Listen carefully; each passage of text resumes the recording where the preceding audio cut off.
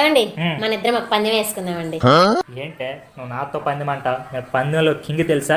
అడిగినా ఇట్టే ఇట్టే చెప్పేస్తా. సరేలేండి, మీరు కింగ్ అండి, మీరు ఇట్టే చెప్పేస్తారండి. నేను అడిగిన ప్రశ్నకు మీరు సమాధానం చెప్తే నేను మీకు 50 ఇస్తానండి. అలాగే మీరు ప్రశ్న అడగండి, నేను సమాధానం చెప్తే మీరు కూడా 50 రూపాయలు ఇవ్వండి.